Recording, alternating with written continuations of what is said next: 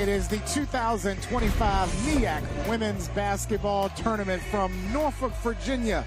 The last of our 4 quarterfinals for the women as Maryland Eastern Shore, the number 3 seed, takes on the number 6 seeded Morgan State Bears. And awaiting the winner of this matchup will be the number 2 seed Howard, as they will play in the semifinal Friday afternoon here at the Scope. We welcome you courtside here in Norfolk. I'm Sean Robertson. Great to be back with the coach, Ramona Raleigh-Boza. She had her eyes waiting in anticipation of this matchup between Maryland Eastern Shore and Morgan State. Probably one of the more evenly matchups of the tournament, led by, for Morgan State, our player to watch, Nia Ojukwu. Oh, wow. What a player that she is. Very smart, very talented. Has a perimeter shot, but this girl is deadly down low in the paint and just does a great job of reading the ball and coming out with a lot of offensive boards. And for Maryland Eastern Shore, our player to watch, our Wells Fargo player to watch, Zamara Haynes. Zamara Haynes has been that talented player for UMES since she has put a uniform on for UMES, and definitely a talented player, is going to run the offense, can create as well as get herself involved offensively. Maryland Eastern Shore swept Morgan State in the regular season 77-59 on January 25th and 70-59 on March the 1st. Who will face Howard in the semifinal on Friday? Morgan State won the opening toss, and the first attempt at a shot was taken away by Maryland Eastern Shore. Wow. The Bears came up with that with Nia Green, who I wasn't expecting to see play. She's been out a little with a couple of injuries. Second shot in the lane, put up no good. A third opportunity for Maryland Eastern Shore, and they can't cash in. And Nia Green, the aforementioned Green, grabs the rebound for Morgan State. And we see Bannerman, who had the ball, that's number 4, who is a transfer from University of Maryland Eastern Shore. There's our Wells Fargo starting lineup for Morgan State. Johnson, Bannerman, Green, Jones, and Ojukwu, our player to watch. Jones inside is called for travel. Ojukwu was the MEAC newcomer of the year, transferred from Utah by way of Gonzaga, who was also an Idaho Gatorade Player of the Year. Yeah, tough player. And right now, she's a little hurt, got hit in the face, but she's definitely not coming out of this ball game. And here's Maryland Eastern Shore's starting 5, presented by Wells Fargo. Haynes, Lynch, Skanes, Turner, and Lester. And inside is Skanes, the team's second leading scorer on the board for Maryland Eastern Shore. Skanes doing a nice job being very patient, coming out with the offensive board and the putback, and then that's Bannerman. A scoop to the hoop to tie it up. And Bannerman started off slow when these two met, when they were down at the shore. Probably little nerves, or maybe I should say more anxious, and didn't come up big, but starting off very strong right now for the Bears. Bannerman, a former rookie team member in the MEAC in 22-23. Got a kick as Morgan State will get a fresh shot clock on the kickball. The officials this afternoon, Tasha Smith, Gina Catanzarini, and Noquan Williams-Morris. Just underway here in the quarterfinals as Ojukwu will shoot for 3. And Skanes the rebound for Maryland Eastern Shore. We're knotted up at 2. This is the last of the 4 quarterfinals on the women's side. Going right to the cup is Haynes, second team all MEAC selection, as the Hawks have the lead. And again, she has the ball in her hand. She is very dangerous, and she just showed that just now, taking the ball right to the hole.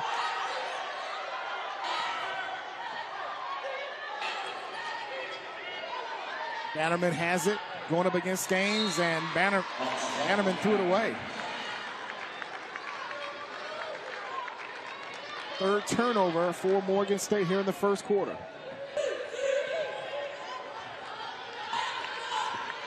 And so who would have ever thought that University of Maryland Eastern Shore would finish their regular season 3rd? Yeah, with a first-year coach.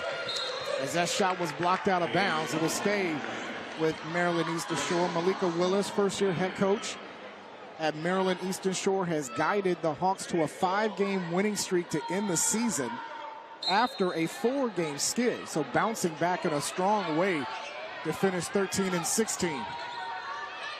Ball goes off the Bannerman's foot. It will stay with Maryland Eastern Shore. In fact, she has the most wins of any first-year head coach ever in UMES history. Wow, that's pretty impressive. Well, it sounds like Tara Owens, who is, I believe, in her 3rd year as the director of athletics, doing a nice job of picking the right coach for this team. And we definitely wish Tara well as she's dealing with the flu. Unable to make the trip here to Norfolk for the MEAC, so sending our very best to her. I was told she is watching this broadcast. Oh, okay. At an undisclosed location, so to see how her first-year head coach is doing and her program, Maryland Eastern Shore, with a 2-point lead. Well, she's got to be very proud how these athletes have played for a new coach, and sometimes that's tough. Coach Batchelor, who has been there for a very, very long time. Decades, yeah. And you know, unfortunately, he didn't like the name of being called the spoiler, because he would come to MEAC and would win his first round, although despite where he finished overall in the regular season. So Coach Batchelor definitely did a nice job while he was at the Hawks. But, hey, let's talk about where this team is currently right now in this 24-25 season. 1 of 2 made by Haynes. Offensive rebound and score by Maryland Eastern Shore. Ashanti Lynch with the basket. And a kick by the Hawks. It'll stay with Morgan State. Well, the Hawks coming out being very aggressive, showing that full court press and causing a lot of problems for the Bears to be able to get the ball in or even to get the ball up half court. We got to mention that man for Morgan State, Ed Davis, long time head coach for the Bears. Bannerman looked for Ojukwu, had to go through her hands. Morgan State keeps possession as we're coming up on the 7-minute mark of this first quarter. Maryland Eastern Shore on a 7-2 run to start the game. Ojukwu with the extra step, misses the shot. Haynes the rebound for Maryland Eastern Shore.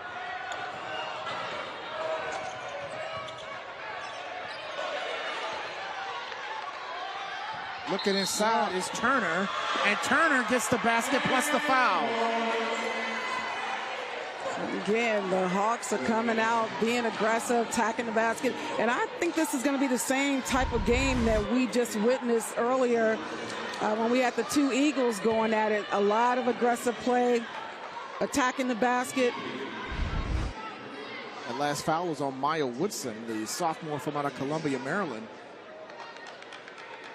Sophomore, but a newcomer to the Bears roster.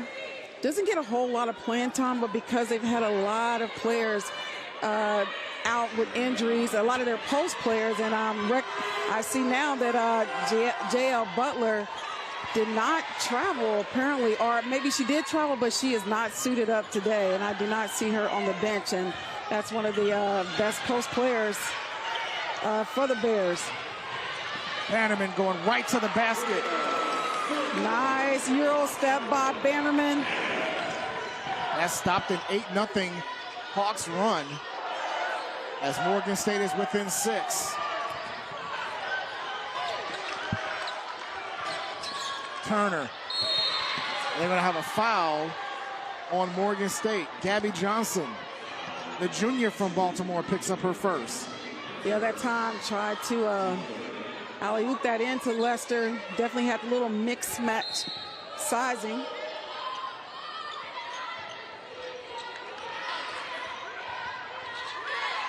Quick inbounds to Lester, and they give it off to Turner. Sweet. With the kiss. Not a kiss off the glass, but a kiss to the fans. Yeah. Ojukwu goes back the other way and scores for Morgan State. Well, that was just too easy for Ojukwu. It's a 12-6 game now for Maryland Eastern Shore, who have made their last 3 shots from the field. Here is Haynes off the stained screen and hits. Spot up and shoot. Like off of the screen, does a nice job getting her feet set. Easy bucket. A 14-6 Maryland Eastern Shore lead.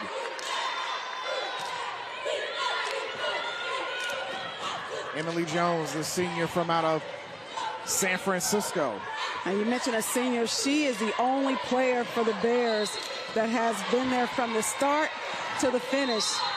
108 career games before today.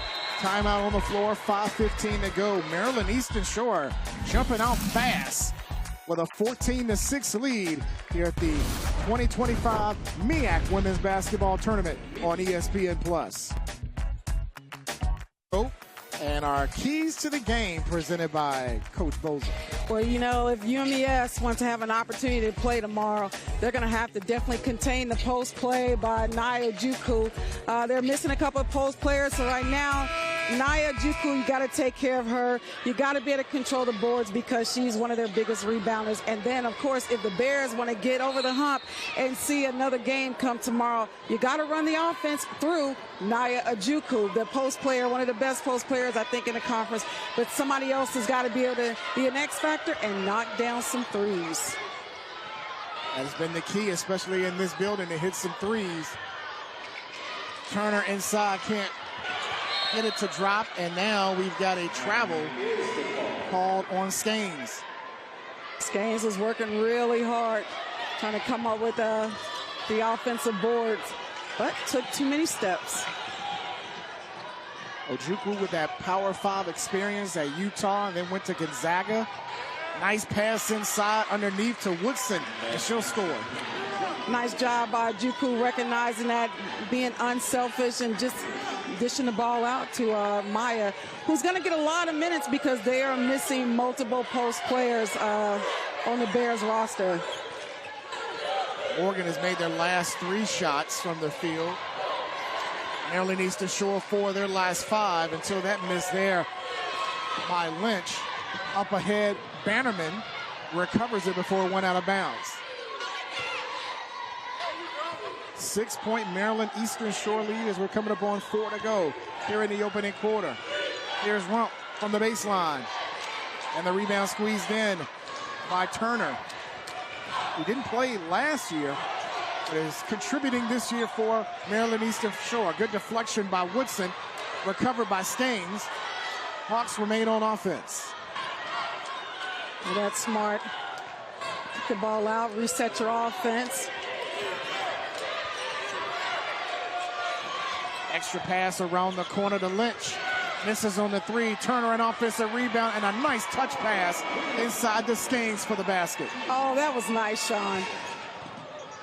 Skanes, the team's second leading scorer, but one of the best rebounders in the MEAC this year. Oh, Nia Juku missed an opportunity, wide open lane where she could have just drove to the hole and for an easy layup. Here's Woodson with the spin and the fadeaway, comes up a little short. And Turner the rebound. Already with 3 boards here in the first quarter, speaking of Turner. Nice move inside by Haynes, didn't go. Skanes an offensive rebound. Turner thought twice about the long 2. Shot clock is at 7. Lester for 3. Long rebound chased down by Bannerman. Bannerman against Skanes, and a foul on Skanes, from out of Oklahoma. Yeah, Bannerman doing a nice job. Not looking for any help, just drive to the hole, and that time was fouled. And she has an opportunity to get to the free throw line. Like got her above the shoulder. Nothing intentional about it. And she came to play again. His team's just played just a few weeks ago, and Bannerman not having one of her better games. She's also been a player that missed probably close to 4 weeks with an injury. Came back a little slow. A transfer from Maryland Eastern Shore. Played with Coach Batchelor last year, and then decided to come to Baltimore and play for Coach Davis at Morgan State. Missed 2 free throws as Maryland Eastern Shore clears with an 8-point lead as we're inside 2.5 minutes in this first quarter. And she just came back home. Yep.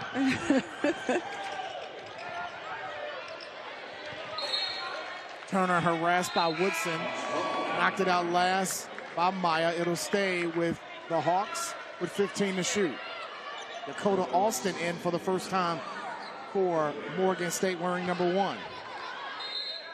Dakota Alston, a sophomore, one of the best three-point shooters, but hasn't taken a whole lot of threes this year. Also in Michaela Bogans wearing number 20. Alston causes a tie-up with Lynch, and the arrow will stay with the Hawks with 5 to shoot. Well, nice job by Dakota coming off the bench and being aggressive on defense. For the Hawks with 5 seconds to shoot. The inbounds pass was knocked away. Ed Davis was irate on that initial call, but it will go to Morgan State as the officials confer. And Tasha Smith said it indeed touched Maryland Eastern Shore last.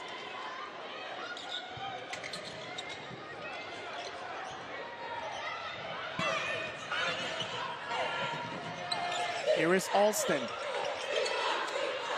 Knocked out of bounds by Maryland Eastern Shore. It'll stay with Morgan State. Well, 20. Well, I like what I see out of Dakota Alston. She hasn't taken a whole lot of shots this year, but coming out, being aggressive, and although the ball didn't go in, if you're a shooter, you have to shoot. Morgan State with a 13-16 record, 7th time in the last 8 seasons. They have recorded double-digit wins. Alston had a three-pointer blocked, rebounded by Turner. Up ahead was Barnes, and I heard a whistle, and they did get a foul. It's going to be Bogans with her first. It was like that quick whistle, but the play continued as if they may not have heard it. But Bogans reached in and grabbed her first foul.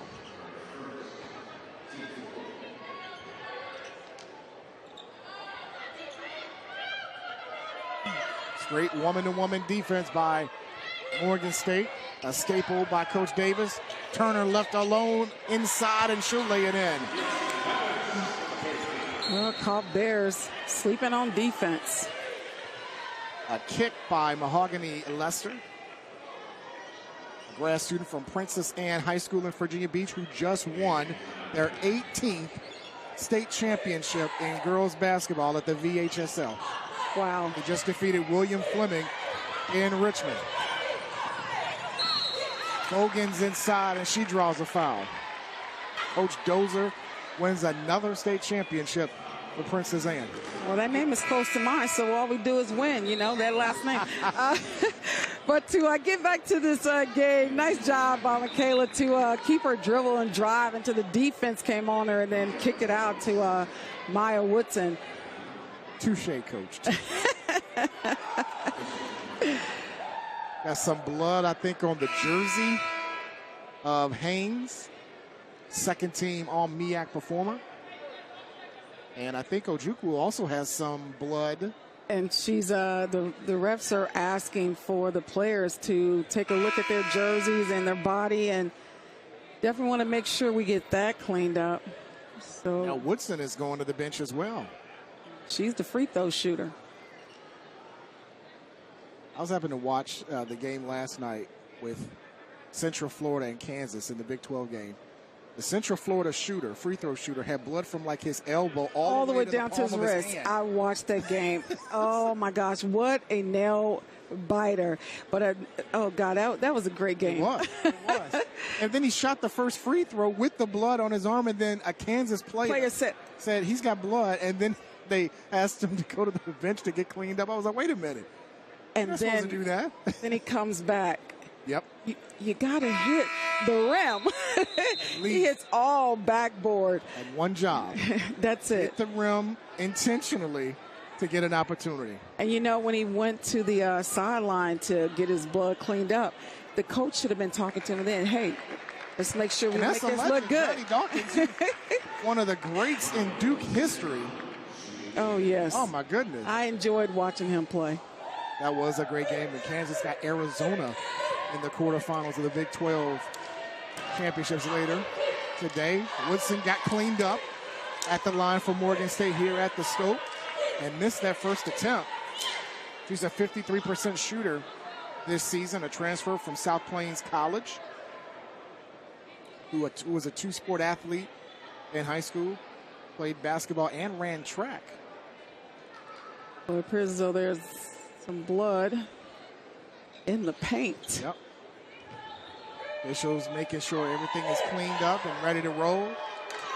For Woodson to get one more at the line. Wants to be either a head coach or an athletic director after graduation.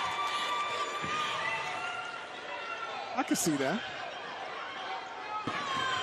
9-point lead for Maryland Eastern Shore, and an offensive foul as Barnes just ran over the Morgan State defender. Woodson stood her ground and drew an offensive foul on Barnes. We'll give some credit to Woodson, even though she's shaken up just a little bit, but she did a nice job getting there, holding her ground. She's going out the game with a limp, and that's not good. So we expect for her to be able to come back, because the bench is short for the Bears, especially in the post play area. Actually, yeah, Butler didn't even get dressed as that ball was knocked out last by Maryland Eastern Shore. And Green's going to check into the ball game for the Bears. A talented, athletic player. Also have been suffering with some injuries. I wasn't expecting to see her out there on the court, but it's a good thing for the Bears that they are able to suit her up. Green made the all-rookie team this past year, the 6-foot freshman.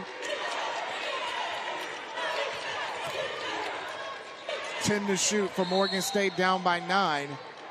And a foul on Maryland Eastern Shore. That's going to be on Lynch, her first. 14 foul, last foul to give for the Hawks in the quarter.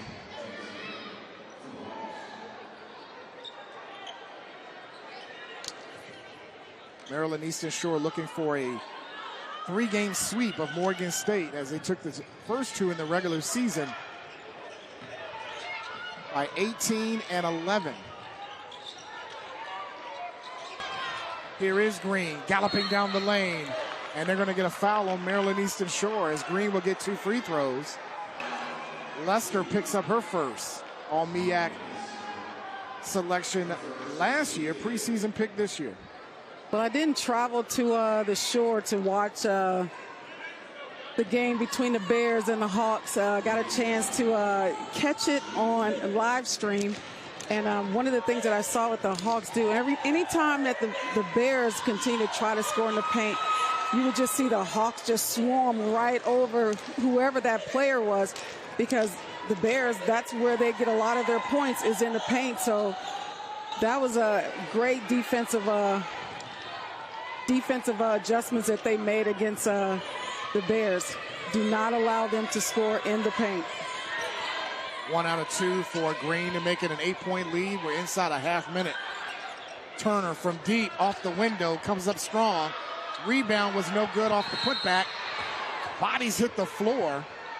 Looks like that was Lester who hit the floor hard, and Morgan State is called for the foul. Yeah, Lester's doing a nice job coming up with some offensive boards. She hasn't been able to get any putbacks, but right now has an opportunity to knock down some free throws. Lester will get 2 cracks at the line, as Maryland Eastern Shore dominating the boards 16-4 and 9-1 on the offensive glass.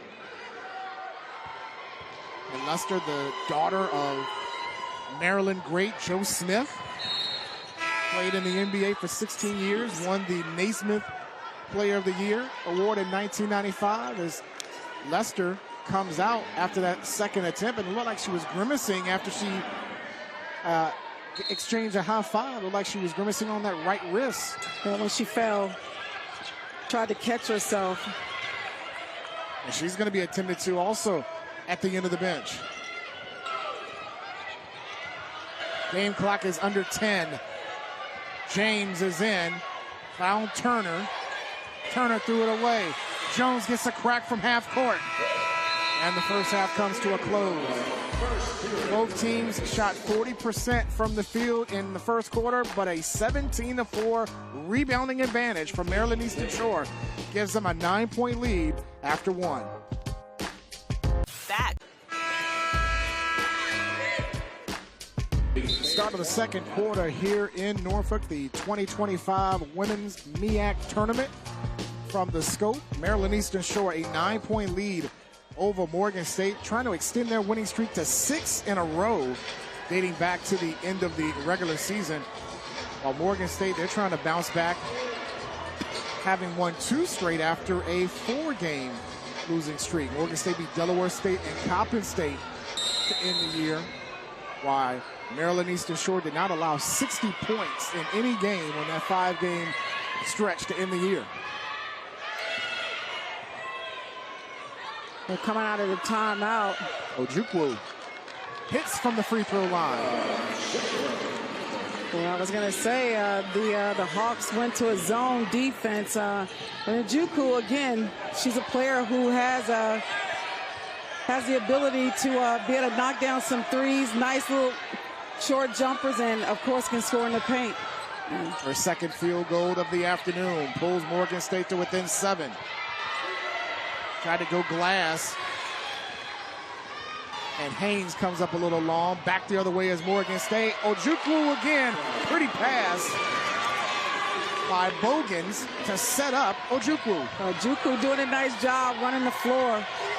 Starting to heat up in here. Contact as Haynes hits the floor hard. Oh, there's J.L. Butler. So J.L. Butler has checked into the ball game. Wasn't on the bench. And that's definitely a nice look for the Bears, because that is a nice little combo post player punch for the Bears. J.L. wearing number 22, the junior from out of Gilroy, California. Providing more depth for Coach Davis. The double on the sideline. The deflection by Bogans. It'll set up Haynes to work with under 10 to shoot. Here's Skanes for 3. Swish. As we've got a stoppage of play and I think more blood on a player. It's war out there. Yes, it is. Kind of what we saw earlier today, Sean, where that that jump ball arrow was working a lot. And a lot of bodies were on the floor. And again, this same type of pace here. But Zamara Haynes right there driving and kicks the ball out and able to set her feet and knock down the 3. That's a rare thing for Skanes. That's only her 6th made 3 this season. She was 5 of her first 26 before the tournament, as Lester is being attended to, having her right leg wrapped up a little bit to stop the blood. She is on the bench right now. As Barnes, Haynes, Lester, Skanes, and Turner are the 5 for Morgan. For Maryland Eastern Shore. Long 3 by Bannerman. And out of bounds, so it'll stay with Morgan.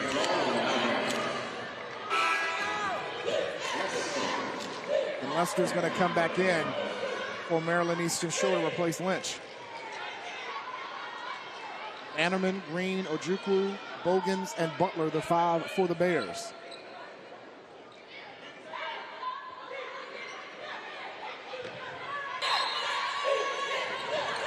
Quick inbounds to Bannerman and had her shot partially blocked. Ojukwu recovered it to Green. Back to Ojukwu with the baby hook and rolled off. Skanes the board.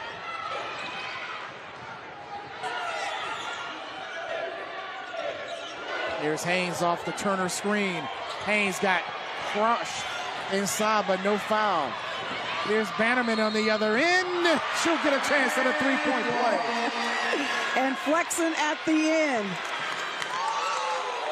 Bannerman, playing against her former school, is coming out really strong, doing a nice job pushing for first. Talk about the block shot that led to Bannerman coming out with doing a nice, sweet job, putting the ball right there in the square and knock it down 2. Opportunity for three-point play. And the foul is on Barnes, her second. Bannerman was letting anybody around the area know that she's coming for vengeance against her former school. She completes the three-point play, and the Bears are within 5.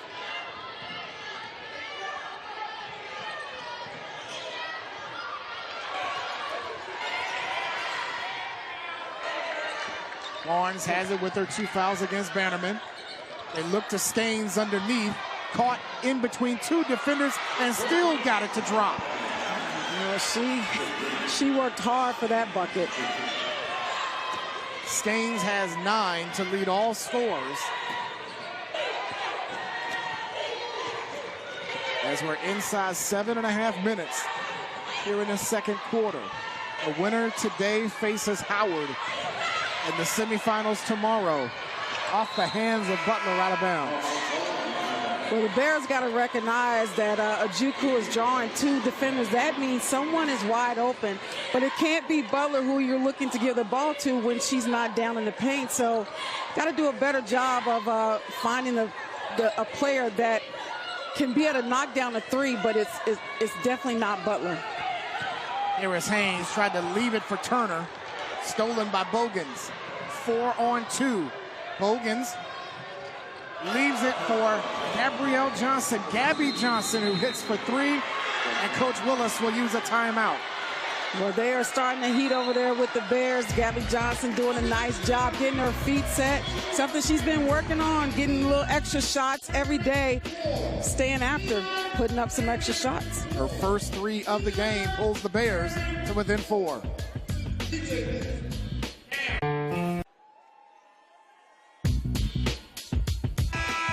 Here's a look at the Morgan State huddle led by Ed Davis.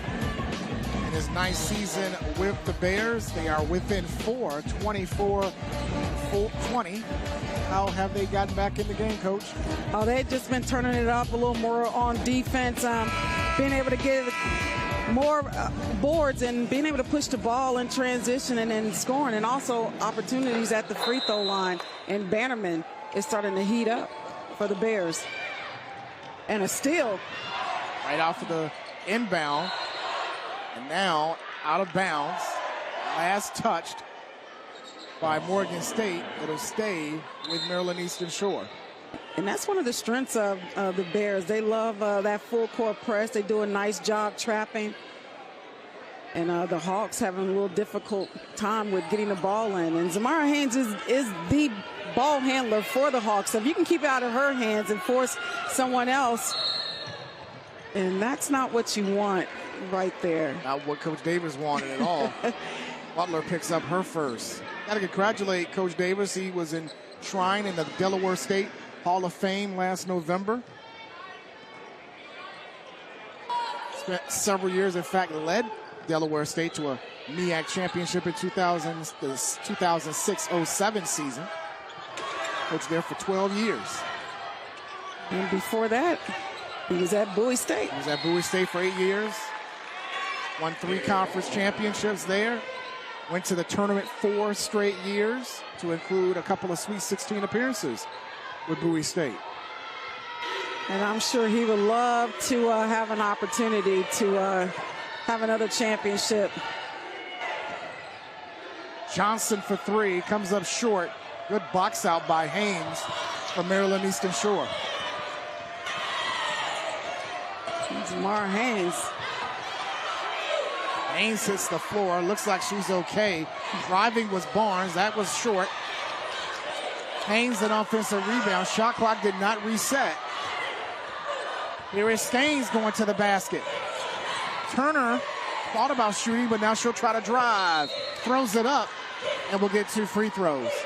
Well, I'm surprised she did not take that shot, especially because early when she knocked it down, we all got a kiss from her. And so she gave it up. Right and the mismatch. She had Gabby Johnson on her butt. Instead, she looked to put the ball on the floor and try to drive. Gabby now had with 2 personal fouls. That's Turner, a 77% shooter this season, missed the first. much to the chagrin of Coach Willis.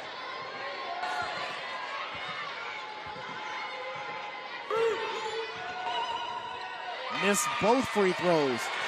It was kept alive by Morgan and recovered by Bogans. A nice spin to create space. Extra pass to Johnson. Here's Bannerman to Ojukwu, and she'll score off the window. She is money in the bank if she can. She puts that ball in the square every time. Does a nice job being able to finish. And a foul call. Is that Butler? It is Butler. That's her second. And Davis, Coach Davis, not happy about that one at all. He thought that was a good, clean defensive play. But back to Ojukwu. Well, it started with that nice pass by Bannerman. Just has great body position. Again, if she can get the ball anywhere close to the paint, it's money. As we mentioned, the newcomer of the year in the MEAC this season, second team all-conference selection from out of Idaho. Idaho. She didn't even play in the first semester at all. I should not say semester, but the first half. She didn't start play until right before they got to conference play. Just a very, very good, again, solid player. As soon as I saw the first 2 minutes of her play, I'm like, she is really good. She's going to be a preseason first-team selection. If she stays in Morgan State, she's going to be preseason first-team all-conference. Yes, and I really like the fact that they added this rule, newcomer, because she can't be rookie of the year, and a lot of times whoever we are thinking is going to be the player of the year is someone that was there the year before. And so she wasn't here the year before, so I like the idea that the MEAC has put this award in, and she definitely has earned all of that. Only the second year of existence of the Newcomer of the Year award. Last year it went to Diamond Johnson of Norfolk State, and all she did after that was win tournament MVP. How about that? And you kind of have to have that honor because of the transfer portal. Exactly right. Getting a lot of new players. A lot of these teams, their rosters are changing. Sometimes 75% of the roster could be brand new. Turner missed both free throws. Ball back tapped by Morgan State as bodies collide. It's Bogans. Bogans was in the middle of it, as well as Turner. Turner raced to the bench as she's going to be attended to. I think like she got hit in the nose. Possibly a nosebleed because she's holding it. And she's actually going behind the bench to be worked on. Like you said, I mean, you had to wear a hard hat and some shoulder pads here today because this has been very physical for both teams. Lynch just picked up her second foul. So she, along with Barnes, each with 2 fouls. As Barnes being attended to. They got hit in the mouth, it appears. Green has it against Barnes. Now the switch by Lester, and Green will go to the line for a chance at 3. And Lester just picked up her second. She is now the third Hawk with at least 2 fouls. Well, Green has worked her way into the starting lineup. Started off slow, a true freshman coming into Morgan, and just very athletic. Been able to help in that postseason play. Comes up short in the free throw. Morgan State on a 7-0 run over the last minute 45 and change to tie it at 24. Here is Lynch inside, and she'll go to the free throw line. That's on Ojukwu, her first. Both teams with 4 fouls collectively, which means the rest of the quarter, both teams will shoot free throws. So coaches could be possibly talking to the players about, hey, let's look for some points in the paint. Driving to the hole. Lynch at the free throw line. We were talking about her briefly in the first game because she is one of 17 kids in her family. It's really interesting with her age, a family that would have that many kids. My mom is the first of 13. My mom is one of 6. I can't imagine having 17. I have 2. I got 1. That's it. She was a 3-sport star. Lynch was in high school as well. Johnson misfires on the 3. Maryland Eastern Shore has not made a field goal in over 3 minutes and lead by 1, and another turnover. The 9th for the Hawks.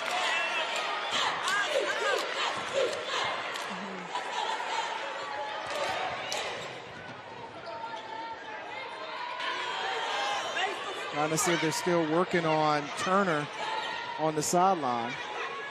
Like she's behind the bench, still being attended to. Here's Green. A little hop step, goes Glass. And the rebound picked up by Barnes. Up ahead is Skanes. Nice catch, and she'll draw the foul. And I believe that's going to be 3 on Gabby Johnson. You're right. She was in that area. Big foul against Ed Davis's team as Johnson has her 3rd. Try to get out of the way, but a little shoulder bump. Well, Skanes, foul. Yeah, no hesitation. Again, we just talked about, both teams was 1 foul away getting into the bonus, and that's what you want to do. You want to continue to keep driving to the hole. You can't get the layup, and then you get an opportunity to get to the free throw line. Skanes at the stripe. She had a phenomenal career when she was at Eastern Michigan. All-time leader in double-doubles with 31. She was also an all-freshman Conference USA selection when she was at Florida International. 3rd-team All-MEAC at Eastern Michigan in 2001. She's got 44 career double-doubles. We always talk about Layla Lawrence. But Skanes, a double-double machine at both Eastern Michigan and Florida International, as well as Maryland Eastern Shore. 2-point Hawks lead. We're inside 4 minutes. Ojukwu faces up over Skanes. Chased down, the rebound was Rump and a fresh 20. Here's Rump, uncontested, and scores. Wow, Tamarie Rump, probably one of the fastest players out there on the court. And a palm violation called on Maryland Eastern Shore. Yeah, Tamarie Rump. Yeah. You got when you're in a situation where you have a lot of fouls called against you, you don't want to pick up another one. And Tamarie Rump recognizing that wide open lane, easy layup. Ed Davis coaching. One of the all-time great coaches in college basketball at any level. Offensive foul on Bannerman. Oh, she sends Marie Haynes. If she didn't touch her, Haynes did a nice job sliding. Good 10 feet away. I mean, these two know each other. They were like the 2 duo combination. That was just a little baby touch, but hey. Oh, coach said it was a Haynes for 3 on the return and knocks it down. Haynes with 8. It's a 3-point Hawks lead. Rump the other way, draws a foul. And again, Shauna just said it.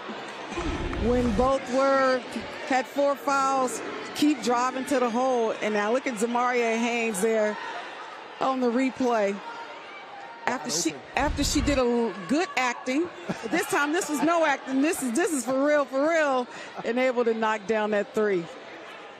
All right, big moment for Maryland Eastern Shore. 3 fouls on Lester. So you have Lester with 3. You have Gabrielle Johnson with 3 fouls for Morgan State. And Lester, the team's one of the top players in the MEAC.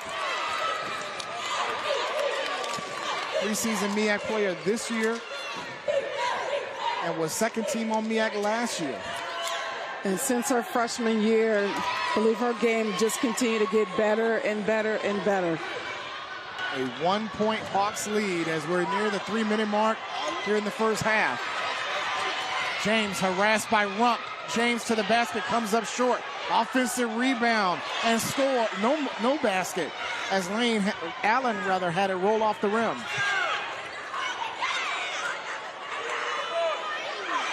Good play there by Barnes. Johnson hits the floor. Barnes gets the steal. Barnes goes to the basket and she'll lay it in. Barnes came back into the game playing some aggressive defense. And an over and back on Morgan State as the inbounder went across the baseline. As we take a look at Barnes on D. And Johnson had to be careful on picking up a fourth foul on that play, but 2 turnovers in like 10 seconds for Morgan State. Here's Barnes for 3. Stains an offensive rebound, and she'll score. Nice aggressive offensive board and able to finish. Stains with a double, and Barnes just picked up her 3rd. And she just came back into this ball game with 2 minutes and 11 seconds left in this second quarter. Picks up another foul. The coaches rolling the dice here in the first half. Coach Willis and Davis see a couple of key players with 3 fouls. Lester and Barnes have 3 each, and Johnson has 3 for Morgan State. Logan's at the line. She has 2 on her back and hits the first to pull the Bears to within 4. All MEAC rookie selection this year. Offensive rebound for Morgan State, and another chance at the line as Ojukwu will get 2 cracks. Well, again, like I said, she does a nice job reading where the ball is going to bounce. She doesn't have to really work hard to get rebounds. She just does a better job of reading. And that time, coming up with an offensive board at the free throw line. She tends to sometimes struggle a little bit, and I just called it. A jinx. There was a jinx. She's a 63% shooter this year. That's something that will be worked on this offseason. It will be at the strike. That went in and out. 2 missed opportunities there for Morgan State. 2 to go here in this first half. It's been action-packed to say the least. Nice lob inside to Skanes and found Allen on the other end. Well, nice job. You know, if you're double, that means someone is open. A selfish play by Skanes found Allen for her first basket. 6-point Hawks lead as we're inside 2 minutes. Bannerman with the floater. 9 for Jayla Bannerman. He scored 12 in the regular season finale against Coppin State. Off the hands of Skanes, out of bounds. Skanes unable to handle that. Got to catch that. 11 turnovers for the Hawks.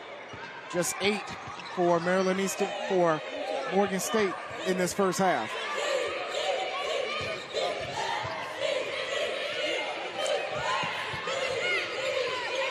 Bannerman leading the way with 9 for Morgan State.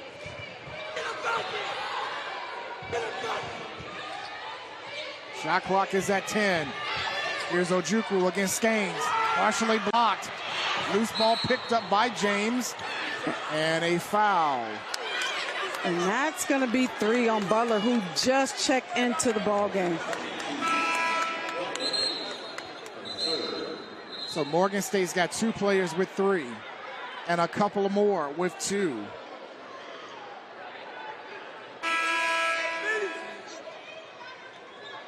Going to be interesting to see how this will play out in the second half for Coach Davis. Well, Coach Davis is going to take out a couple of his players with 59.6 seconds left in the ball game. Don't want any of other post players picking up any fouls with less than a minute to go in this half. James at the line. She made the first and hit the second. Only her 13th attempt at the stripe this season. And the Hawks up by 2 with under a minute to go in the first half.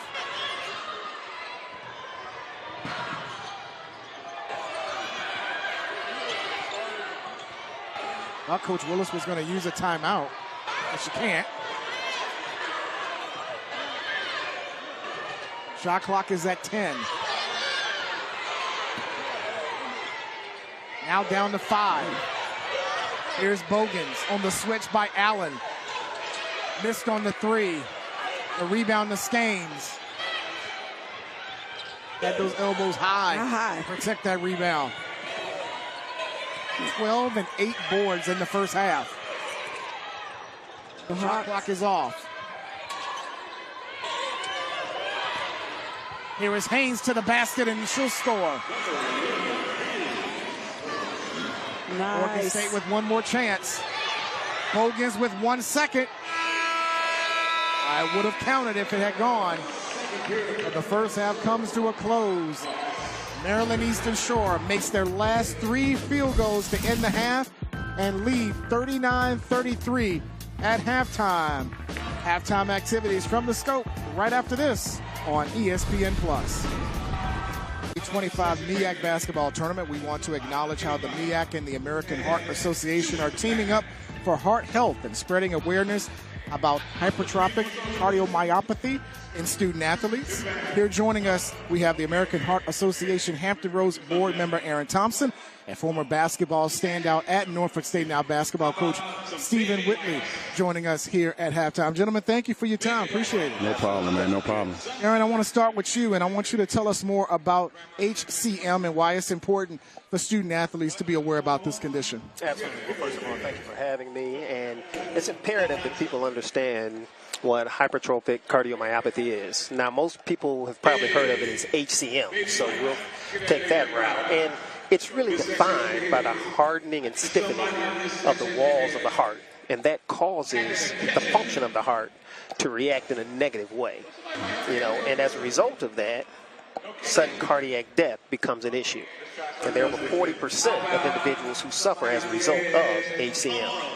And some of the symptoms that one would want to look out for are shortness of breath, dizziness, chest pains, arrhythmias, swelling.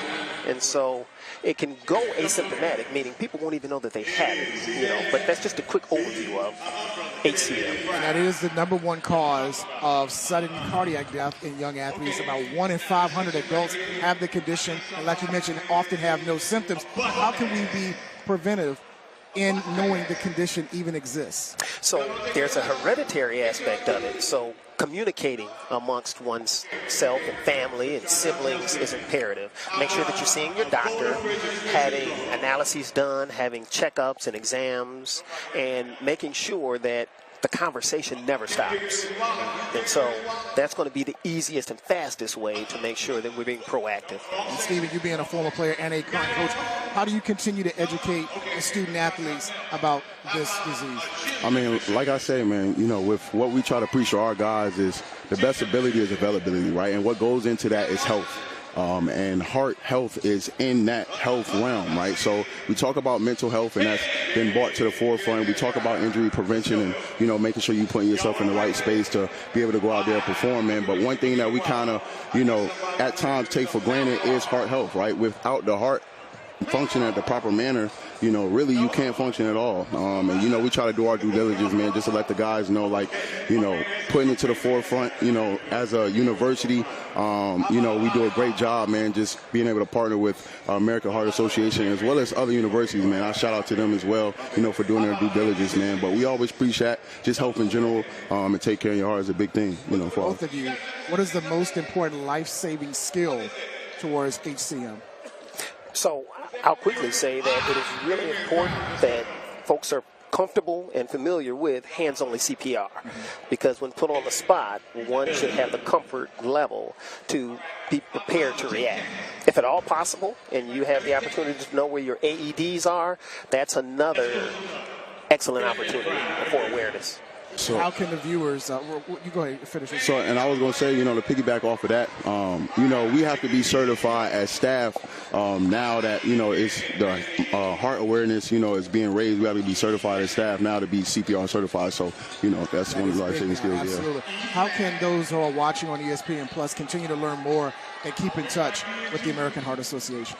So social media is always very important. I will leave you with the heart.org/HCM student athlete. And so that will be a site that will give you awareness, give you knowledge, and give you some of the resources that are available. Gentlemen, thank you for the time. I know a very important issue to discuss. We appreciate the time, and thank you for joining us here at halftime. Thank you. Greatly appreciate it. Have a great one. Thompson, along with Stephen Whitley, joining us here at the half, here in Game 4 of the quarterfinals of the Women's MEAC Tournament on ESPN+. Out here, you'd be hard. Halftime here at the Scope. Let's look at those first half particulars from a very entertaining and active first 20 minutes. Coach, 15 to 33 shooting for Maryland Eastern Shore. Morgan State just 12 of 29 from the field. Well, yes, both teams came out, I think, very aggressive offensively, but UMES been able to put up more shots and, of course, be able to put up more points. But the big difference right here is the rebound, and UMES is definitely winning that battle over the Bears. We saw that in our first game today with Coppin State and North Carolina Central, how Coppin State dominated the glass and they wound up winning the game. And we're seeing Maryland Eastern Shore do the very same thing that you talked about as far as keys to the game, defend their glass. Definitely one of the keys, because Naya Juku does a great job of being able to come up with boards on offense and defense, but that has not been the story today. So I'm sure that was part of the scouting report that the Hawks had, and they're doing a nice job of containing the boards. Mahogany Lester will start the third quarter on the floor for Maryland Eastern Shore. She has 3 fouls in this game, something to keep an eye on in the last 20 minutes. Haynes, Staines, Kennedy, and Allen, the 5 for Maryland Eastern Shore. Staines on the floor being harassed, and it went right to Barnes for the basket. Wow. Way to start the third quarter. A 10-point lead for Maryland Eastern Shore, matching their largest of the game.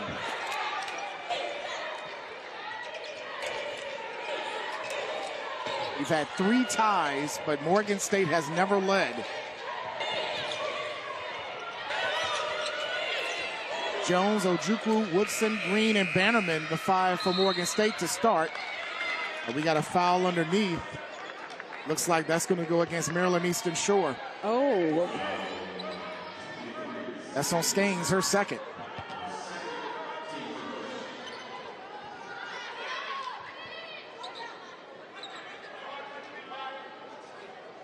Gonna pause in the cause. Green with the inbound.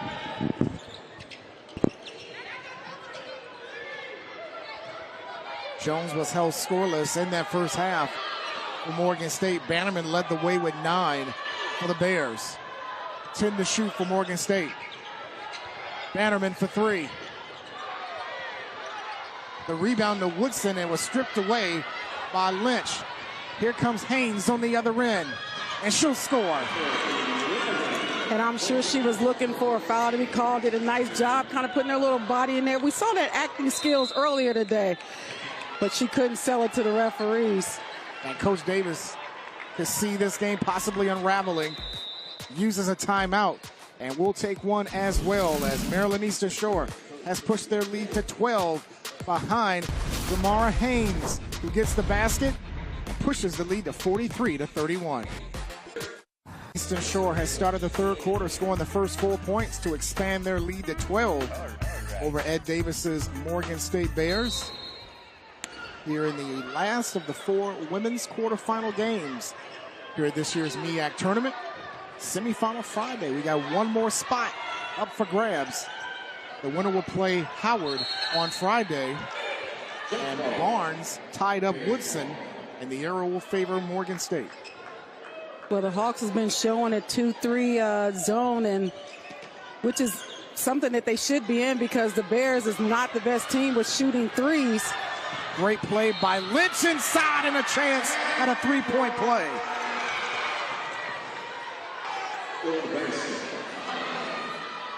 Is called for her third, but what a play by Ashanti Lynch to get the steal, the basket, and the foul. And we see on the replay, staying with that pretty aggressive foul by Emily Jones, but she just had the English off the glass and able to come up with 2. A 6-0 run to start the quarter for Maryland Eastern Shore. Lynch, a 66% shooter on the year, can't convert. And a turnover by Morgan. Beautiful passing to lead to a Staines layup. And up ahead is Butler, who found Bannerman on the perimeter. Butler, as Morgan State continues to be ice cold here in the third.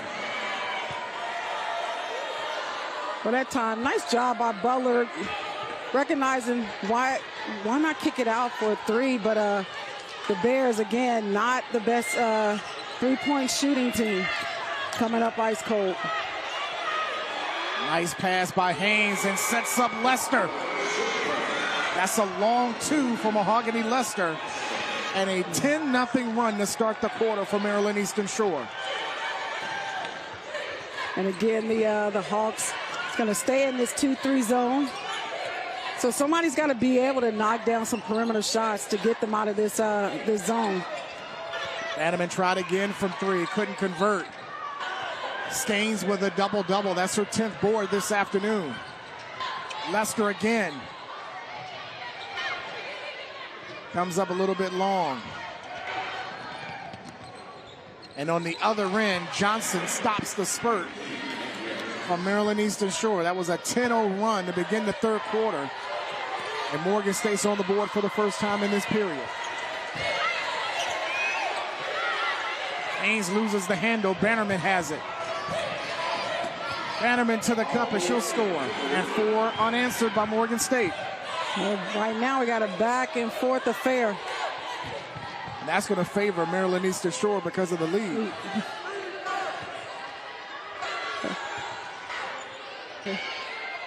Barnes harassed by Johnson, who has 3 fouls. Here's Barnes, a little long. Johnson the board. Here's Bannerman.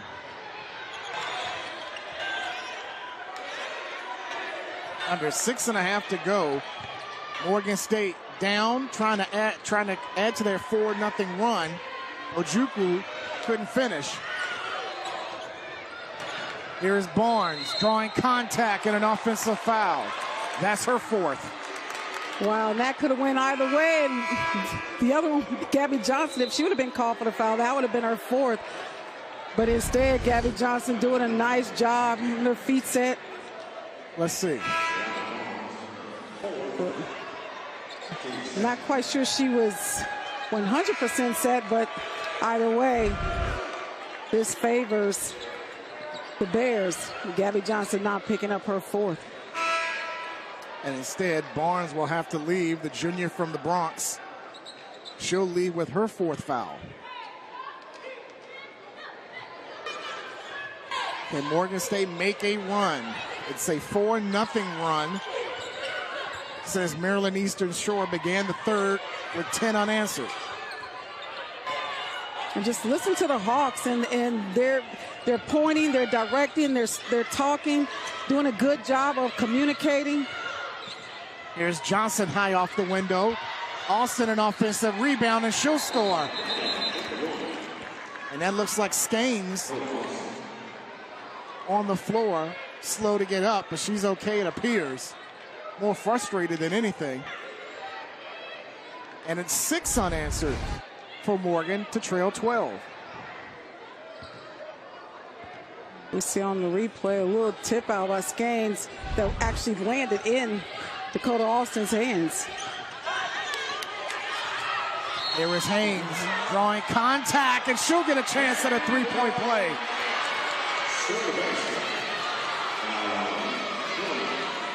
That's Bogans with the foul, and that'll be her third.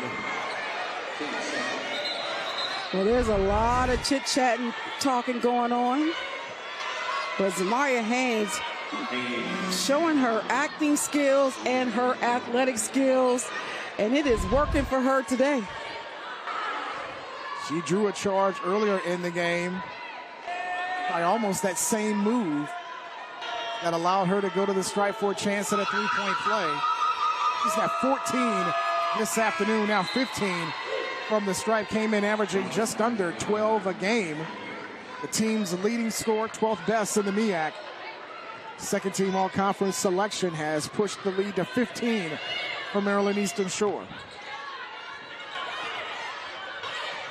Winner will play Howard in the conference semi tomorrow afternoon around 2 o'clock. Rump trying to look for Ojukwu, and a foul underneath. That's going to go against Kiara Kennedy. She's also from the Bronx and picked up her first. Well, the Bears right now not able to get into any offensive rhythm.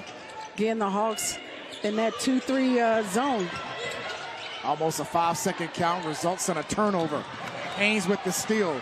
Bodies colliding, hitting the floor. Haynes' floater doesn't go. Skanes on the floor. And a timeout called by Coach Willis. And we'll take a timeout of our own. 5:06 left in the third. Maryland Eastern Shore up 15 against Ed Davis and Morgan State here on ESPN+.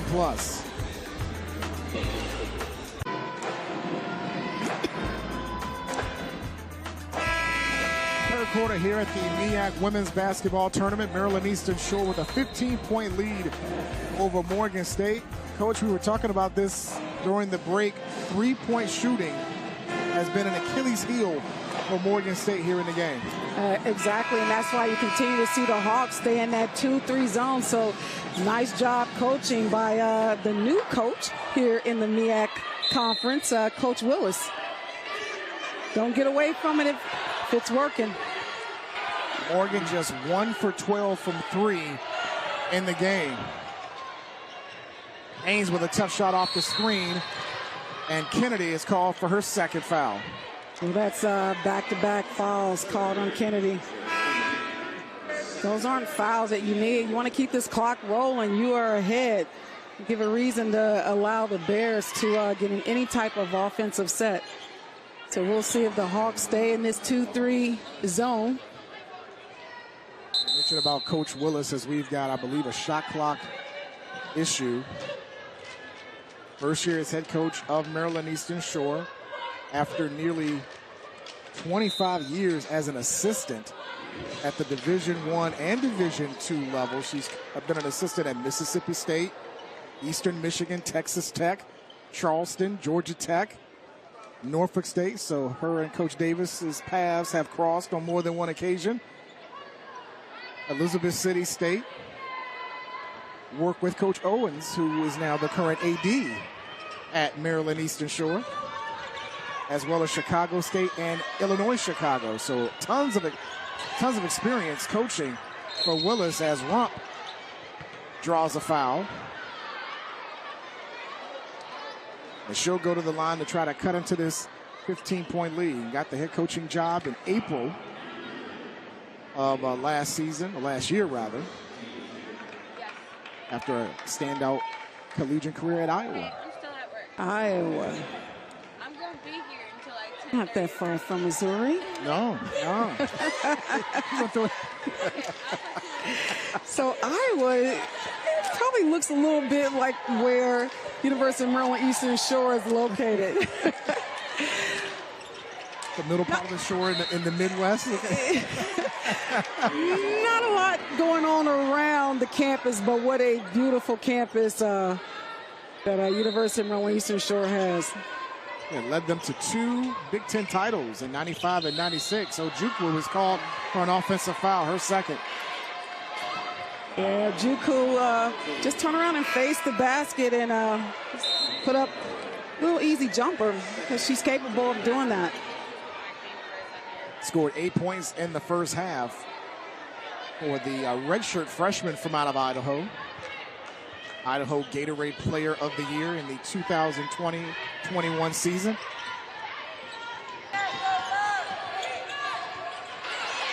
Haynes gets double teamed, draws it cross court and out of bounds. 14 turnovers for Maryland Eastern Shore. Yeah, she actually had James right there on the baseline that she could have just put the ball right there in her hands. Instead, it's a turnover. Morgan State shooting 39% from the field, but just 1 of 12 from 3. Austin changes that with the Bears' second made 3 of the game. Well, there you go. Dakota Austin, again, a 3-point shooter. Hadn't been taking a whole lot of shots this year, but that's the prescription that you need to get out, force Hawks out of that zone. And Rump a little bit too aggressive on defense against Haynes and gets called for the foul. So Rump aggressive, Haynes with some acting. I like it. I mean, if the officials are going to call it, you just keep doing it until they stop, right? Exactly, and then we see her driving to the hole, grimacing right now. Rump just got called for a second in the last 10 seconds. She comes up limping. That's just to let the referees know, hey, look, be heads up, you know. But she is playing one heck of an aggressive game, and actually she fell on her knee, so that's not acting. No. We just saw in the replay that she actually did go to her knee. That's the unforgiving floor that covers the ice here at the Scope.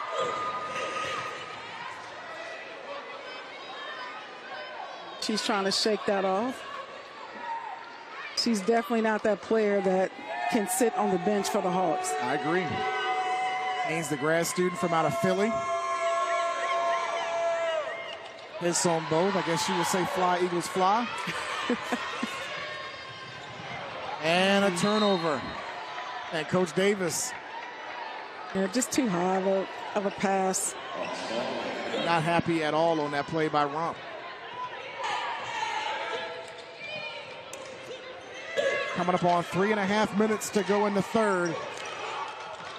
Morgan State down by 13. Here's Haynes, gets 2 ladies up in the air, doesn't get it to go.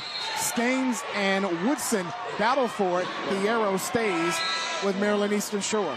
Well, I remember Haynes coming to University of Maryland Eastern Shore, and I thought that she was a solid player then. Again, I enjoy watching her and Bannerman both. You know, 2 of the best point guards, 2 of the best guards in the conference. But just watching Haynes now, she has really, really improved her game. Mahogany Lester back in for Maryland Eastern Shore to replace Staines. Nice pass to Turner from Haynes and out of bounds on Morgan State.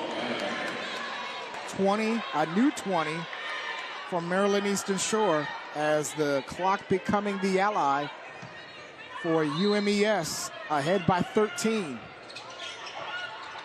The entry pass hit the rim as Lester was cutting to the basket. It'll go to Morgan State on the Hawks' 15th turnover. And that would have been a clear, easy layup for Lester. So opportunity for the Bears. Lester could have showed those hops that her dad had back in his playing days. Did you see her dad play? On television. Few times. He created havoc in the ACC when he was at Maryland. Number 1 overall pick in the NBA. I'm sure he's somewhere here in the stands. I would think so. Let's hope so. Making a trip back home. And you know what's so cool is that we have a lot of athletes out here who their parents have played collegiate basketball. Some have gone on to play professionally. No question. I wonder if the MEAC can just say, all the professional players, please rise. It's a lot of autographs we can be getting. Yes. Yes. One actually went into the Hall of Fame last year from South Carolina State, Charlie Brown. Charlie Brown. Who growing up as a Washington fan and him being a part of the Fun Bunch. Yes, a Washington. Yes. He was a part of the Fun Bunch. I grew up with the Fun Bunch and the Posse and all of those guys. 87. Where are you originally from? Petersburg, Virginia. 30 minutes south of Richmond. So that was the old name country, the Washington. Old name country, yes. They're currently, you know, the Commanders, but originally, you know, another name. And it's so hard to say Commanders. It rolls off now as opposed to the football team. I will use that. Here's Turner. Got it again, showing off the range. As Maria Haynes continue to keep driving and kicking it out, and she's been knocking it down. We didn't get any kiss, though. Not that we saw earlier. Not that time. A 13-point lead for Maryland Eastern Shore, coming up on 2 minutes to go in the third. Where will the offense come for Morgan State as Jones draws a foul? Emily working hard to get to that double team. Kind of just throws it up there. 3 fouls on Lynch. And Jones, who has yet to attempt a field goal here today, will go to the stripe. 78% shooter. Hits on the first. We mentioned playing in now her 109th career game at Morgan State. Makes both. That's scored just 3 points in the 2 meetings in the regular season against the Hawks. With those made free throws, that's going to allow the Bears to get in full court press, but Hawks have no problems with breaking it. And found Haynes underneath. Pretty feed by Lynch. And Haynes with now 19 to lead all scorers. And a little flex at the end of that. The ladies flexing today. They should have been lifted. Under 2 to go in the third. Ojukwu back in for Morgan State. Looked like she hit James in the face and she misses inside. Right now, she can't find a basket. Give some credit to the Hawks, not allowing her to become a factor in this game offensively. Skanes also back in for Maryland Eastern Shore. And a travel. I was going to say they may have to check the floors. Get a little slippery out there. That was no acting job. No, not at all. Haynes, she just slipped, lost her footing.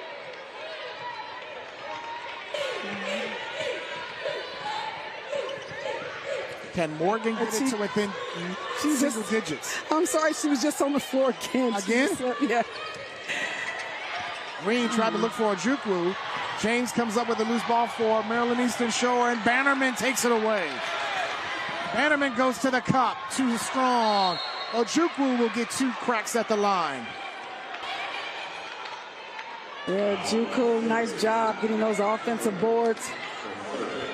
But Bannerman's got to be able to knock down the layups. Nice job defensively, but unable to finish. And so we've actually seen a few players on the floor. That foul is going to go against Turner. And Turner, if she would have continued to keep both arms up in the air, may not have been called for that foul. But we saw where she dropped that right arm and with a little reach. So Ojukwu, the free throw line, very quiet offensively. 10 points in the game, 2 coming in this quarter. And the fouls racking up for Coach Willis and Maryland Eastern Shore. Lester and Barnes each with 4. Lynch and Turner now with 3, as Ojukwu makes 1 of 2. Can Morgan State get it to within 10 or less here after 3? Haynes gets it back from Morgan. Loses it. Jones takes it away from Morgan. Ojukwu was calling for it. Feels the double, and she's fouled. Well, now Lynch has 4. Wow. Emily Jones, one of the best defensive players for the Bears, and just harassed Demaria Haynes and forced that turnover. And Ojukwu right back on the free throw line. 3 Hawk players are in the danger zone with 4 fouls. Lester, Barnes, and Lynch. And should we say, are they key players? Absolutely. Absolutely. Morgan State is within 10 with under 20 seconds to go. Shot clock is off. The double comes by Morgan. A deflection and steal by Green. Green will score to get it to within 8. And that's how the third quarter will end. Morgan State goes on a run to end the third quarter as they force 4 turnovers in the last 2 minutes, as they trail only by 8 to start the fourth quarter here on ESPN+. ESPN Plus crew got the makers of a entertaining and exciting final 10 minutes for a trip to the conference semifinal and Howard awaiting them Friday afternoon. Well, we figured that this game would be that type of game, a back and forth affair, and that's exactly what we have been watching since the start of this game. Here is Ojukwu inside, draws a blocking foul. If that's Lynch, which it is, she's gone. I think she was hoping that that would have been an offensive foul. Well, they just said 4. I was checking. Oh, it's 4. Okay, stand corrected. That was her 5th. But she becomes the 3rd player to be in the danger zone. We take a look at the leading scorers for both. Ojukwu with 13, Haynes with 19, leading all scorers. Do you look to see Ojukwu becoming more aggressive in the fourth quarter? Oh, absolutely. And we just saw that coming out of that timeout, looking to give her the ball and let her work. Here's Johnson inside, using the right hand. Ooh. Ojukwu hit her head hard on the floor. Yes. As she was battling for that rebound. You hear that sickening thud here on the scope floor. But it looks like she's okay. Well, thank goodness for the ponytail, I think. Unless it hit the side of me. That's not a bad call there, Coach. She's having a little conversation with the ref, but there's no way she wants to leave this game. Man. Looked like it was the side. Yes. But she remains in the game for Morgan State. Here's Morgan in the lane. Offensive rebound to Lynch. Morgan missed another crack, and Ojukwu the rebound. Here's Gabby Johnson inside. Well, both teams missing little easy layups. No score for either team here in the fourth. 1 minute plus gone by. And our final stanza here in the last quarterfinal of the women's tournament. Haynes with the crossover. Turner chasing down an offensive rebound. As we got a stoppage as they reset the shot clock, but it should not have been reset.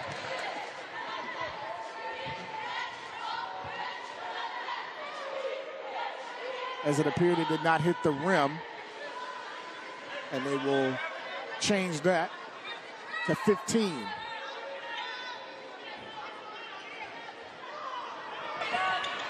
With the foul situation, we see where Amaya Morgan checks into the game. And a travel called on the Hawks.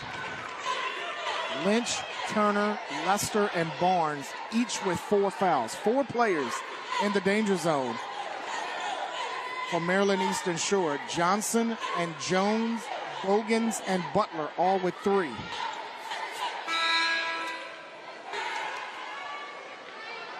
And we see Lester and Barnes, 2 players with those 4 fouls, come back in for Maryland Eastern Shore. They led by as many as 18 at 49-31.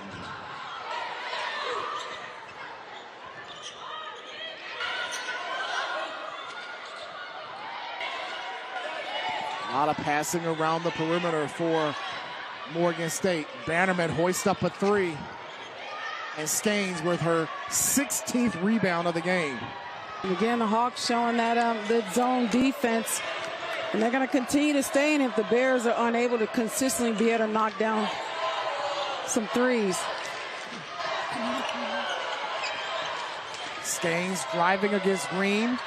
Turner to Haynes with under 10 to shoot. Finds Skanes and she'll score. 16 and 16 for the team's second leading scorer this year. That's just smart play by Zamaria Haynes. Drive if the defense closes in on you. You know someone's got to be open. Easy bucket. Ojukwu looking to Green inside against Turner. Nice move to the basket. Too strong off the glass. Turner with her 7th rebound. And a whistle against Morgan State.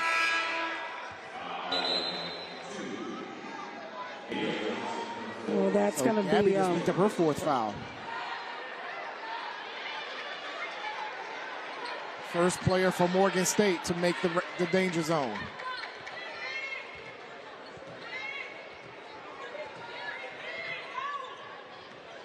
Coming up on 7 minutes left in regulation.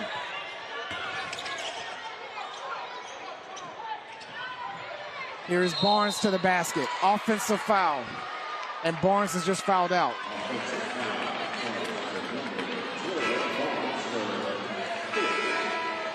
She'll leave with 4 points and 2 rebounds for the 3rd leading scorer for Maryland Eastern Shore. Wow, Sean. So 1 player has fouled out, a starter. And 3 more with 4. So the Bears have got to attack. Alston for 3.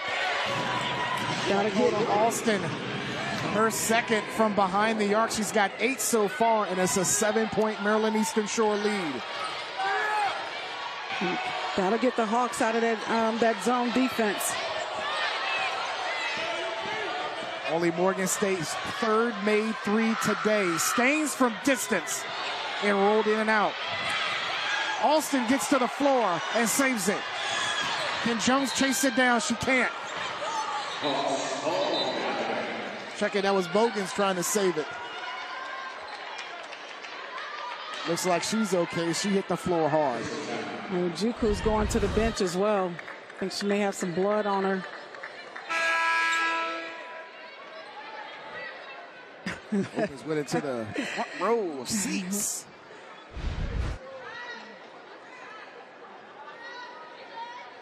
They're checking, I think, Ojukwu's right knee or right thigh. Well, I tell you, it's been with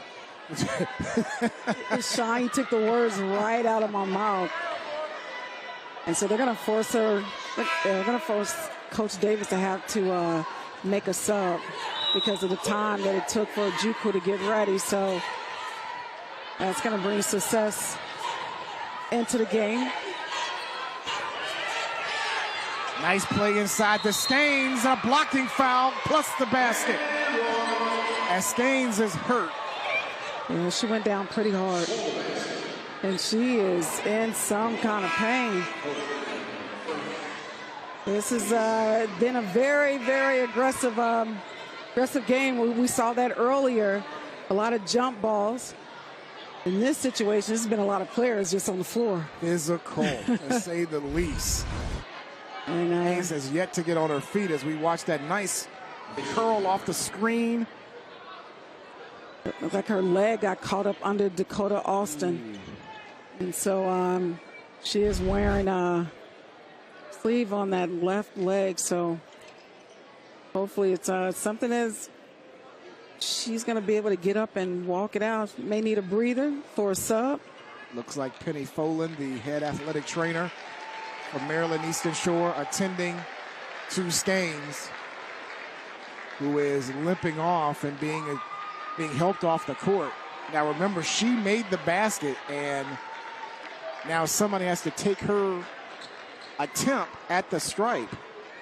Well, we can only hope that Skanes is able to come back in the game. I mean, she's put up 18 points for the day. Huge game for Skanes, 18 and 16 rebounds. Her 45th career double-double. That's counting the time at Florida International and Eastern Michigan, where she was the all-time leader in double-doubles with 31. So they're going to get a sub in for Nebraska Kearney. Transfer from Fulton Montgomery Community College. Hits the three-point play. So it's back to a 10-point lead for Maryland Eastern Shore. And we will keep a close eye on Skanes on the bench. Austin again for distance, and we got a foul underneath as Ojukwu was taken to the floor. And if that's on Lester, that'll be her 5th. Yes. Ojukwu doing a nice job positioning for the offensive boards, and Lester didn't want her to have it. So that's going to result in 2 starters fouling out of the ball game. They were battling for the rebound, and Lester just took Ojukwu down. So Lester will leave with 3 points. Second Hawk to be disqualified today. And although she doesn't have many points, she's that type of player that her presence is needed on the court. But the Hawks come up with the steal. The steal and the basket now with 7. And Coach Ed Davis will use a timeout. And we will take one as well. 5:45 left in the fourth quarter. Maryland Eastern Shore trying to pull away as they're up 12 on ESPN+.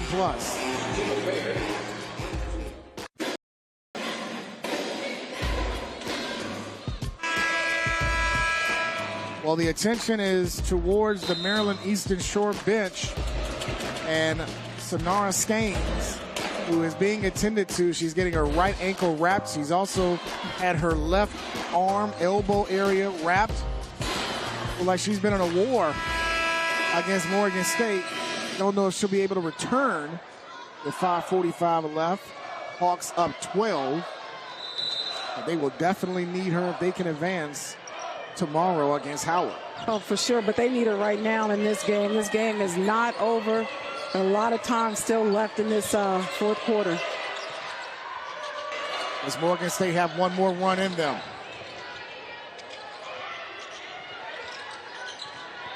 Here's Bogans being tied up by Haynes, and the arrow stays with Morgan with 7 to shoot. It was Amaria Haynes, some nice defense, and a lot of little chatter between her and Bogans. Could have been on the offensive team with that. And missed opportunity. Ojukwu, how do you leave her by herself? She was like wide open underneath the bucket. One of the officials is going to the scorer's table, and they reset the shot clock. They added a second back on the small clock, so it's now 7 to shoot for Morgan. Well, for the Hawks, you definitely don't want to foul. If you're for the Bears, recognize the shot clock. Might be got time to maybe make 1 or 2 passes. But But look for Ojukwu to get the ball. She's calling for it, but instead they go to Bogans on the other side. Wild shot, and over the backboard. And Maryland Eastern Shore will be back on offense with 5:23 to go. Morgan State shooting just 37% from the field today and 3 of 16 from behind the arc.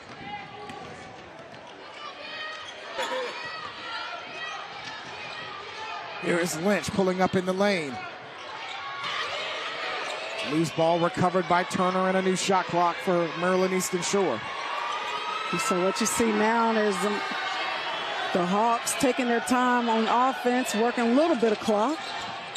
Don't have to be in a hurry. Here's Turner again. Leave her open. Turner has made her living right there around the free throw line. Most of her buckets have come from the same spot. The only thing I'm upset with, she's not blowing any more kisses. In one time, that's it.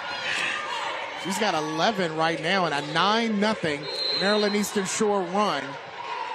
A foul will go against the Hawks.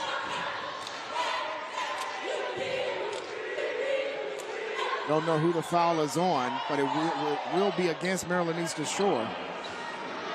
It's going to be on Kennedy. This will be her third personal foul. Kennedy playing some extra minutes due to 2 players fouling out, Lester, Barnes. And Skane's still on the bench. Actually behind the bench as she is still being worked on. They're working the left elbow and the right ankle. And I'm sure they would like to keep her out of the game if they're able to. Ojukwu sneaks inside and scores her 15th point. You need to see a whole lot more of that, especially with the Hawks being in foul trouble. He's going to have to take over the game if Morgan State's got a chance to come back. They're down 12. That was deflected by Jones. Haynes races it down in the backcourt. 10 to shoot for Maryland Eastern Shore. Turner, a deep 3. Tapped out by Alston, saved by Jones. Nice pass. And Butler is called for an offensive foul. That has been consistent all game long. Well, Turner doing a nice job in there. Just holding her ground, and Butler putting her shoulder in there and right in front of the referees. Kind of had to make that call. Definitely not something they needed, especially just because they got plenty of time to still get back into this game. They're playing some pretty decent defense. And so I believe that's 4 fouls on Butler. Second Bear in the danger zone with 3:40 left in regulation. Turner drawing contact, blocked by Butler, playing with those 4 fouls and out of bounds to Morgan State.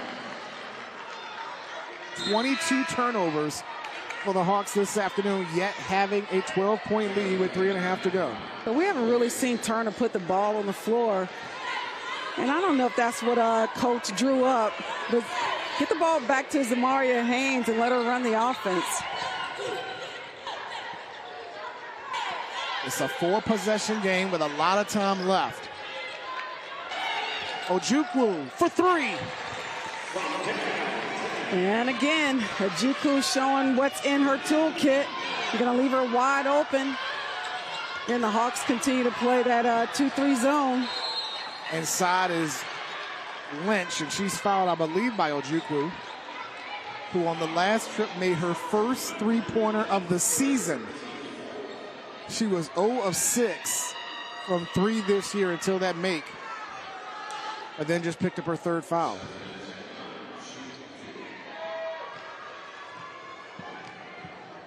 Hawks this year, 69% from the line. And that could play a role the rest of this quarter. Each team with 4 fouls. So both will be shooting free throws after every foul the rest of the quarter. And 2 big makes by Maryland Eastern Shore. Austin with the fake. Bannerman tried to let it go, but held up.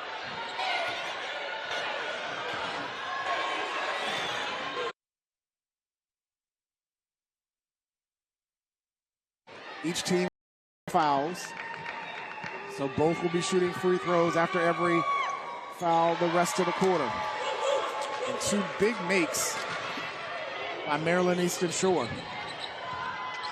Austin with the fake. Bannerman tried to let it go, but held up.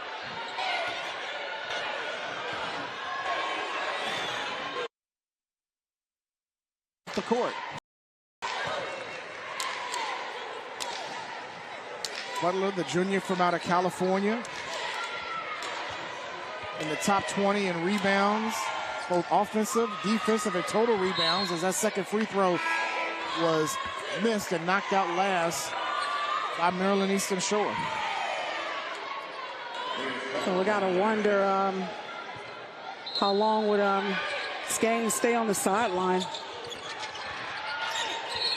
And Ojukwu was fouled. So with 2:03 left, big free throws coming here for Ojukwu to cut into this lead with the clock stopped. And again, you want to keep driving to the hole because the Hawks are in foul trouble. And you got three players that are starters that are sitting on the bench, and still with Lynch, who has a total of 4. And they're looking for Ojukwu. Yep.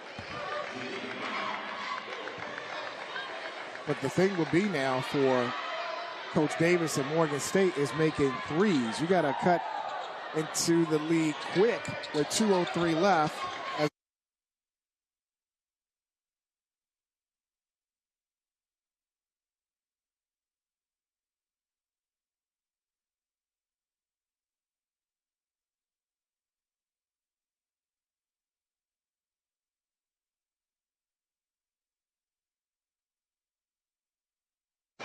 Because the Hawks are in foul trouble.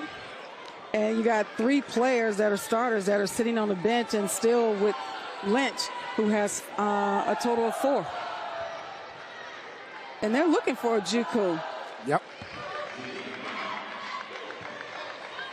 But the thing will be now for Coach Davis and Morgan State is making threes. You got to cut into the lead quick with 2:03 left, as Ojukwu made both. It's a 10-point game, but they got to get points in a bunch and quickly. And Lynch comes right back and scores.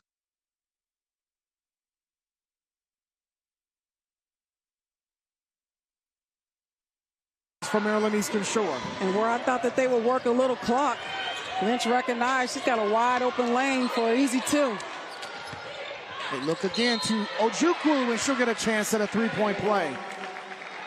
It's not a lot of players in the conference that can defend Ojukwu. Again, like I said, she's smart. Just got that nice English with putting that ball right there in the square. And now 22 on the afternoon. And you mentioned to me when you saw her play earlier this year, like she's the real deal. And she's definitely living up to the billing. Now the question is, when do you foul if you're Morgan State with about 90 seconds to go in the game? Here's Haynes. Had it blocked by Ojukwu. Ball on the floor. Haynes gets it back. And coach wants to work a little clock. Under 10 to shoot. Deflected. Saved by Maryland Eastern Shore. Three-pointer is an air ball and a shot clock violation.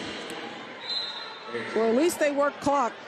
Took 30 seconds off of what's left in this fourth quarter here. So Sanchez comes in for the first time. Up 10 with under 70 seconds to play. Got to get points quick if you're Morgan State. Bannerman for 3, and she's fouled on the attempt. If that's on Lynch, she just fouled out. Well, she's running to the bench right now, so she knows that was. This is incredible. That's her fifth. 4 players from Maryland Eastern Shore have fouled out, and they still have a 10-point lead. Starters also. Yeah. And Scan still still on the bench. And I know that they probably, again, do not want to put her into the game, recognizing that if they get past today, they're going to definitely need her come tomorrow. But Morgan cannot capitalize at the strike. Bannerman, a 65% shooter this year. With 2 more rather. She missed the first 2. Short on that one. This could have been a 7-point game. And who knows? I mean, things could still change if Bannerman makes this. It'll still be a 3-possession game, but you have all 5 starters from Maryland Eastern Shore out of this game. Either they fouled out or injured. And Bannerman missed all 3. Ojukwu gets an offensive rebound, and she will go to the line for 2. You got to box her out. You have to put a body on Ojukwu.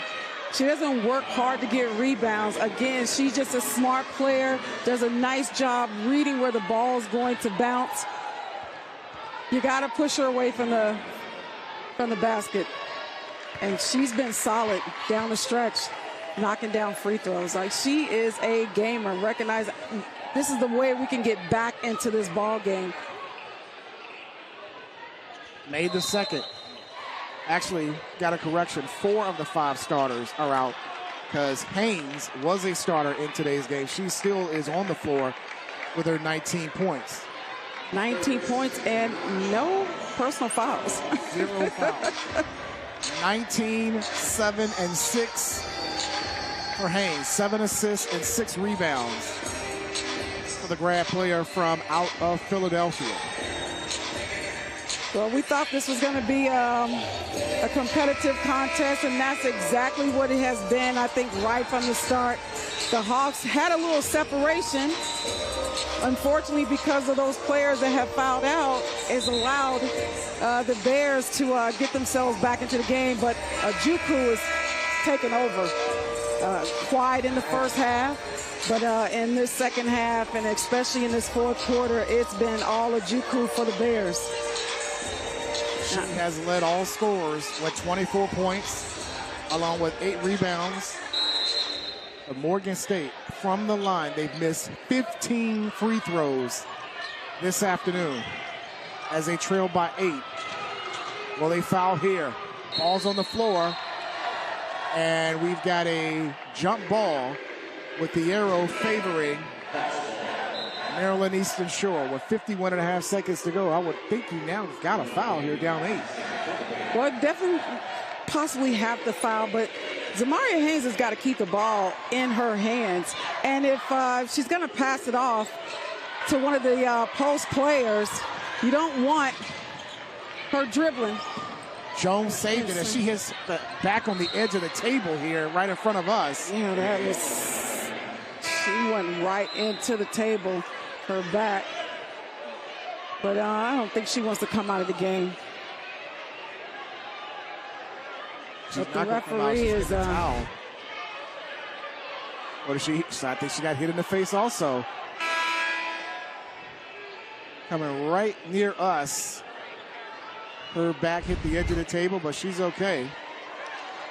We can talk about that block by Lainey Allen, staying 6'2", getting some minutes here due to the foul situation. Ojukwu.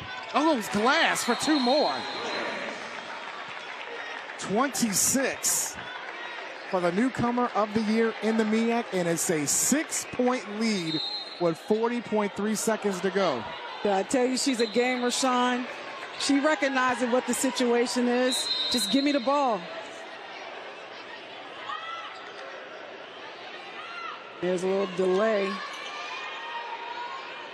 has something to do with the substitution. They were trying to bring in Komora Daly for Morgan. But I guess she was not at the scorer's table in time. So Maryland Eastern Shore will inbound up 6 with 41.1 seconds to go. And remember, only one starter available for Maryland Eastern Shore. 3 have fouled out. Skanes is injured behind the bench. She injured her ankle, leg, and arm earlier in this quarter. Well, it's a good thing that there was a timeout that was called. I believe the officials are going to review, I believe, the last play. They were headed this way, but I guess they have stopped and said they won't review it. But they're walking this direction like they were going to check maybe a clock discrepancy or something. Well, they're having a little group discussion. But if you're the Bears, you want to make sure that Zamaria Haynes does not catch the ball. That's your best ball handler on the court. And if you're for the Hawks, you want to make sure you possibly set some screens and free her up where she can get the ball and work clock. The Bears are going to come out looking to trap, what they do very well. And if Emily Jones is back in this game, we know she had went over to the bench running into the table, but that's one of your best defenders for the Bears. So this is a key moment right here. If the Hawks can get the ball in and get it on their half of the court and then work some clock. If you're Ed Davis, do you try to double team Haynes to deny her the basketball? Oh, absolutely. And Haynes has got to recognize that that's coming. So that means someone is going to be open, but you want to be smart.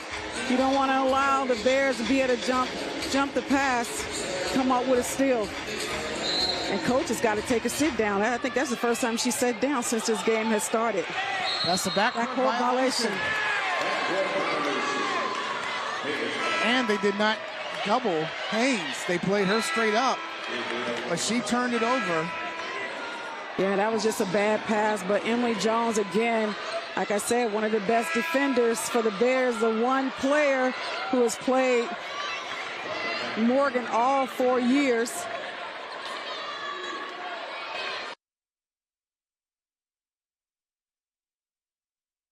And we saw that in Hammond earlier, so I think we're going to have some good games come tomorrow. But we still got a good one going on right here. This has been a battle in the fourth quarter. Morgan State not quitting, not laying down.